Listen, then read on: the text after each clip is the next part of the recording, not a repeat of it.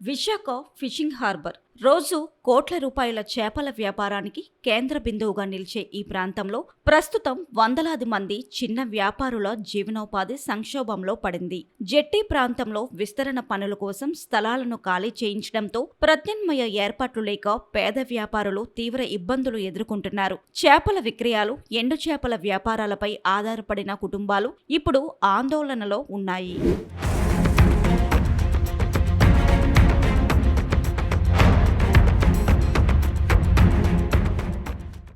Visakha fishing హార్బర్లోని జెట్టి ప్రాంతంలో పెద్ద ఓడలను నిలిపేందుకు, హార్బర్ సామర్థ్యాన్ని పెంచేందుకు అధికారులు విస్తరణ పనులు చేపడుతున్నారు. ఈ క్రమంలో అక్కడ దశాబ్దాలుగా చిన్నపాటి చేపల వ్యాపారాలు నిర్వహిస్తున్న వ్యాపారులను ఖాళీ చేయించారు. అయితే వారికి ప్రత్యామ్నాయంగా వ్యాపారం చేసుకునేందుకు స్థలం కేటాయించకపోవడంతో అనేక కుటుంబాలు ఉపాధి కోల్పోయే పరిస్థితి ఏర్పడింది.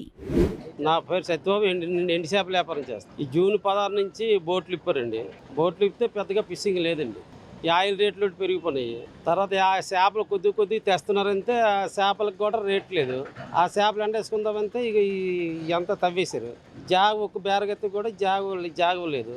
ఆ మిగతా 4-5 కళ్ళాలు ఉన్నాయంటే ఆ 4-5 కళ్ళాల మీద కూడా బోట్లు అవి పెట్టేశారు. మరి ఆ చేపలు జాగలు ఉంటే కదండి మేము ఏ రేటుకైనా కొంటాము. ఆ జాగ లేక మేము కొండం మానేసాము. మరి కొన్నోళ్ళకేమో జాగం లేదు. మరి ఆ తర్వాత బయట నుంచి వస్తున్నారని తాళేటు కొంటారండి. 2 పద్దులు కొంటారు, సరే అలా వెళ్ళిపోతారు. ఎక్కువ కొన్నోళ్ళకి జాగాలు లేవు, ఏమీ లేవు. మరి ఏమీ లేక మేము ఈ చేపలు ఎలా కొనియాలి? ఆ పేస్ కూడా లేక ఎక్కడ కొండం మానేసి వ్యాపారాలు కూడా పెద్దగా లేవు. తర్వాత ఈ బోట్లు కూడా పెద్దగా ఫిషింగ్ రాలేదు. చేపలను కొనుగోలు చేసి విక్రయించే చిన్న వ్యాపారులు, ఎండు చేపల తయారీదారులు ప్రస్తుతం తీవ్ర ఇబ్బందులు ఎదుర్కొంటున్నారు. అప్పులు చేసి తెచ్చుకున్న సరుకును నిల్వ చేయడానికి, విక్రయించడానికి సరైన స్థలం లేక పెట్టుబడులు నష్టపోతున్నాయని వారు చెబుతున్నారు. ఇప్పటికే కొన్ని నెలలుగా వ్యాపారం మందగించిందని, ఇప్పుడు పూర్తిగా ఆదాయం లేక కుటుంబ పోషణ భారంగా మారిందని ఆవేదన వ్యక్తం చేస్తున్నారు.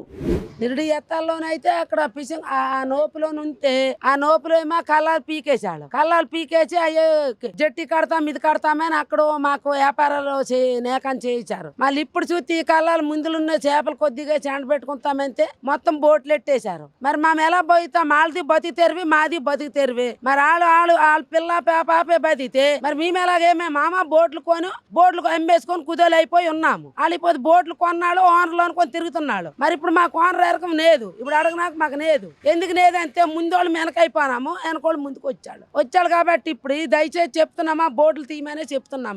మాకు ఇక్కడ చోట్లు లేక అన్న చేపలు కొనాకు మాకు ఓడిపు లేదు. ఏ చేపలు కొనకపోతే మమ్మల్ని అడుగుతున్నాడు. కళ్ళాలి మన బోట్లు ఎట్టేశారు. ఇంకెక్కడెళ్ళి మేము కొనాలో, మేము ఎక్కడెళ్ళి వ్యాపారం ఆడాలో అలా ఆనాడు పరిస్థితి తెస్తున్నాడు కాబట్టి ఇప్పుడు మాకు ఈ బోట్లు తీసిన వరకు పచ్చి చేపల కుండీలు ఎట్టడం జరగదు. ఊని వేపేసోళ్ళు వస్తాడో, వేడి వేపేసోళ్ళు వస్తాడో, మరి ఆయనకు సమాధానం ఎవరు చెప్తాడో రాని. ఆయనకు జవాబు చెప్పడానికి రెడీగా ఉన్నాం. మాకు సొసైటీ చేసి 20 సంవత్సరాలు అయింది. ఇలాంటి ఇబ్బంది మాకు లేదు. ఇప్పుడు మాకు ఇబ్బందులు కలిగాయి. మా ఇబ్బందులకి ఎవరు ఆర్దించిన వాళ్ళు లేడు. ఇప్పుడు ఆయనకు అధికారులు ఎవరు కనిపించలేదు.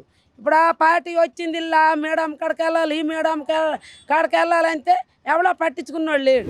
హార్బర్ అభివృద్ధి అవసరమే అయినప్పటికీ దానివల్ల పేదల జీవనోపాధి దెబ్బతినకూడదని స్థానికులు అభిప్రాయపడుతున్నారు. ప్రత్యామ్నాయ స్థలాలు కేటాయించి తరువాతే తరలింపు చర్యలు చేపట్టాల్సిందని బాధితులు చెబుతున్నారు. తమ సమస్యలను పరిష్కరించేందుకు ప్రజాప్రతినిధులు, మత్స్యశాఖ అధికారులు జోక్యం చేసుకోవాలని వారు కోరుతున్నారు. ఇలాగ ఆసాన్ బసనాగా ఉన్నాయి. బోట్లు ఎట్టేసారు. చేపలు కొనుక్కున్నాం, ముద్దల్లా కూర్చున్నాం. ఇక్కడ ఎండేసుకోకంట 2 సంవత్సరాలు 3 సంవత్సరాల రూపాయలు సరికి ఎక్కడ దాకా ఉండిపోయిందో స్థలము లేదు, ప్లేసు లేదు. సంస్కృతాలంగా గంగాదేవికి పెట్టుకున్నాం. బోట్లు అయితే మామ అయితే బోట్లు గంగలోకి వెళ్ళాయి, బోట్లు వచ్చాయి. అందరూ మా బేరగత్తుల వల్ల చక్కగా ఉంటాం. మా ఓనర్లు, మా కళాశాల, మా అసోసియేషన్ పెద్దలు, మా ఏరియా పెద్దలు అందరూ సంస్కృతాలం ఉంటాము. దండం పెట్టుకున్నాం. ఆ తల్లికి అనుకోబోతాడుకో చేపలు ఎండేసుకున్నందుకు అస్సలు ఇంతకాలు జాగా లేదు. అంతే చేప అక్కడ ఉన్నదా ఆగిపోయి మేము ఏడు చేయగలం. ఇంకా వచ్చిన బోటు సరికి అక్కడ ఆగిపోయి ఉన్నది. వ్యాపారాలు లేక మాకు కొంతే కదా రేజ్ పెరుగుతుంది. అక్కడ మాకు కొనపోదు, రేజ్ ఉండదు. ఏడు చేయాలి మాకేట ఐడియా తట్టలేదు ఇక్కడ. మరి ఆ బోట్లు గంగలోకి ఎప్పుడు దించుతారో, మాకు ఎప్పుడు జాగా వస్తుంది, ఓనర్లకి ఎప్పుడు రేట్లు పెరుగుతాయో. మా సమస్య ఏడు ఆఫీస్కి యూనియర్ ఆఫీస్ చెప్పుకుంటాం. మరి వాళ్ళకి బిజాలు ఉన్నారని మేము వెళ్ళలేదు. ఇప్పుడే కదా బోట్లు వెళ్ళే 10 రోజులు అయింది.